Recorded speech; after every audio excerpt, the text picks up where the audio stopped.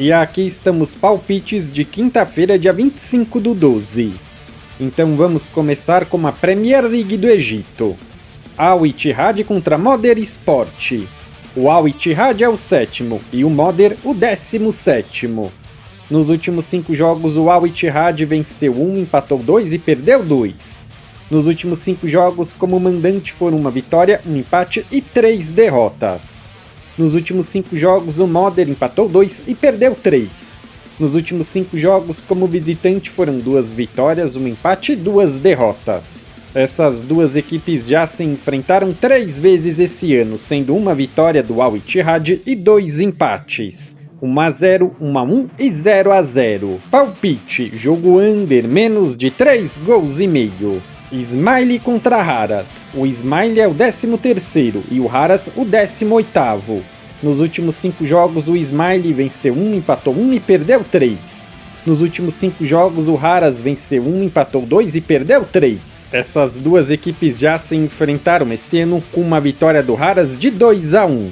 Palpite, jogo under, menos de 3 gols e meio.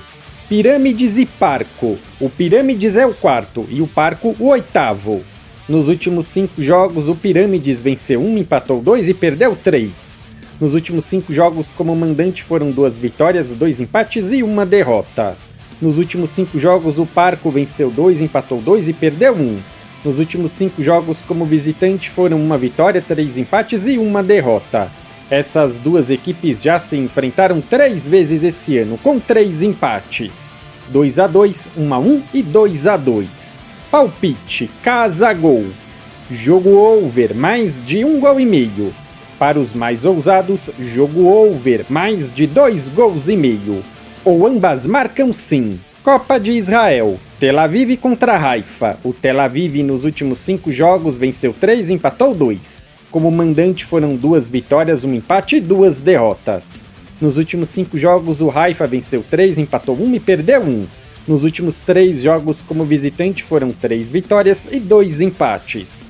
Essas duas equipes já se enfrentaram 6 vezes esse ano. 2 vitórias para cada lado e 2 empates.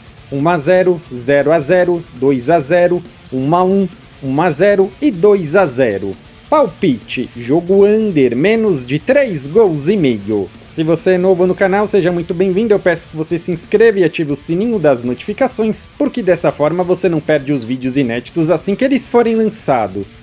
Temos vídeos todos os dias, sempre às 8 horas. Tamo junto e até a próxima!